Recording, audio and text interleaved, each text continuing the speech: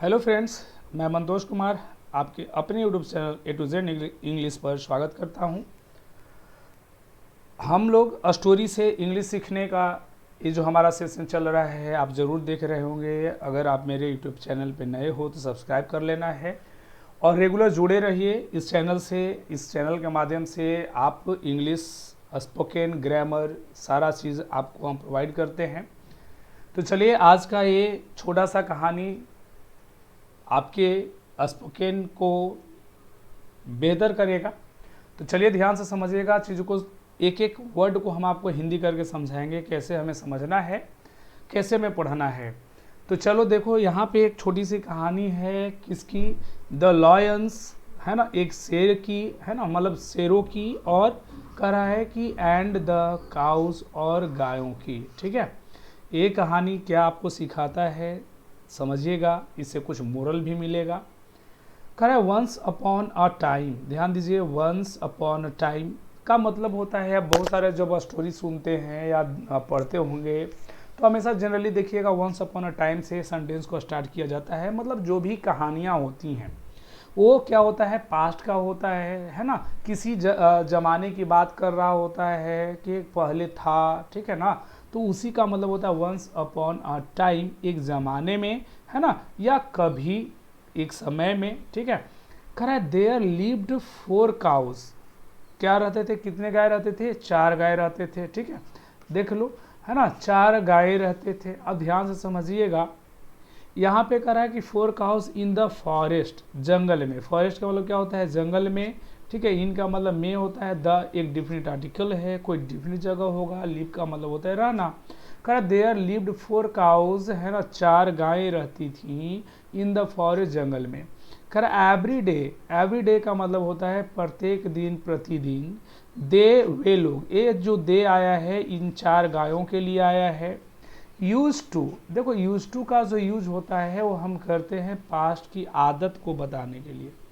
Past की जब आदत दिखाना होता है तो आप यूज टू का यूज करते हैं। जैसे अगर मैं बोलूं कि मैं वहाँ जाया करता था, ये आज की बात नहीं है, पहले का है, विजुअल एक्शन है पास्ट की, कि मैं वहाँ जाया करता था, बोलेंगे आई यूज टू गो देयर। वह मुझे गाली दिया करता था, ही यूज टू अब्यूज मी। मैं उसे पीटा करता था, आई यूज टू बीट हिम। समझ में आ रहा है ना यूज टू का प्रयोग। तो आप ध्यान से समझिएगा, ग्रामर हम आपको बताते रहेंगे। तो चलो यहाँ पे कह रहा है दे यूज टू, है ना, ग्रेज, ग्रेज का मतलब होता है चरना। ग्रेज मीन्स क्या होता है, चरना।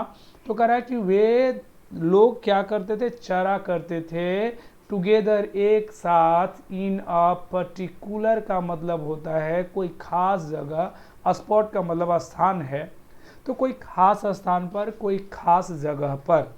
ठीक है, यहाँ तक का मीनिंग समझ में आ गया, हिंदी मीनिंग। आगे कह रहा है कि दे, ये दे भी आया है गायों के लिए। दे वर ऑल फ्रेंड्स, ये चारों क्या थे, आपस में ये दोस्त थे। कह रहा वन डे, एक दिन की बात है, a lion saw the cows, एक शेर किसको देखता है, देखो यहाँ पे शेर किसको देखता है, गायों को देखता है। समझ में आ रहा है। कह रहा है one day a lion saw the cows grazing together, एक साथ चरते हुए देखा।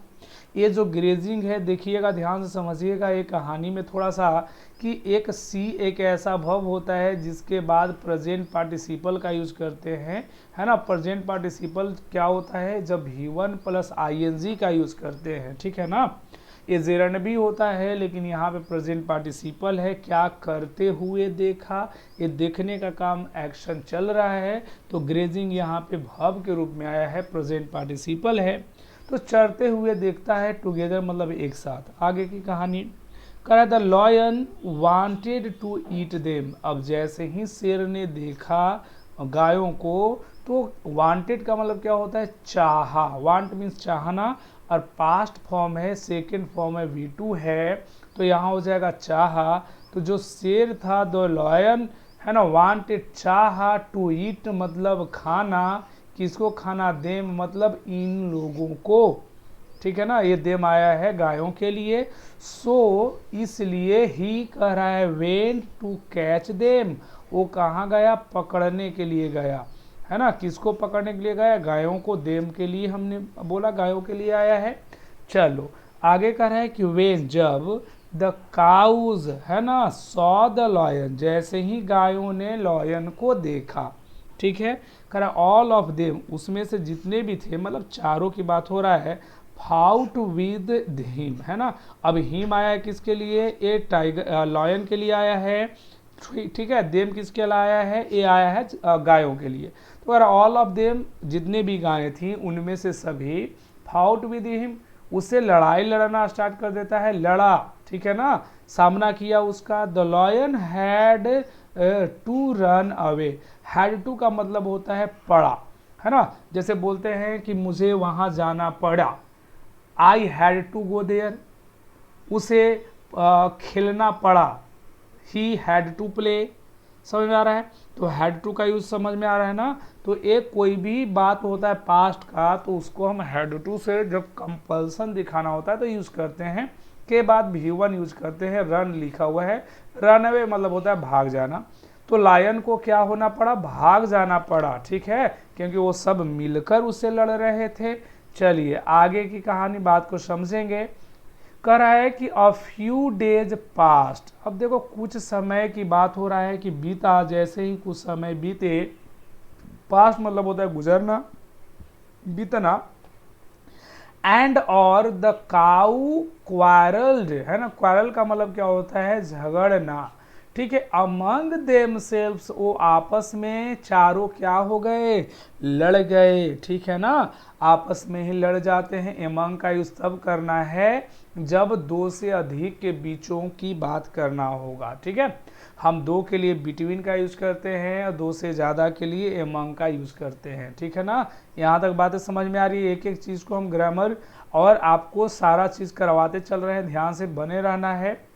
कह देम सेल्फ्स, है ना, आपस में, है ना, एक दूसरे के साथ, ये रिफ्लेक्सिव प्रोनाउन होता है। एंड और कह स्टार्टेड ग्रेजिंग, और आपस में लड़ने के बाद वो क्या करना स्टार्ट करते हैं, चरना स्टार्ट करते हैं, सेपरेटली, मतलब सब अलग अलग, एक दूसरे से अलग अलग चरना स्टार्ट करता है, ठीक है।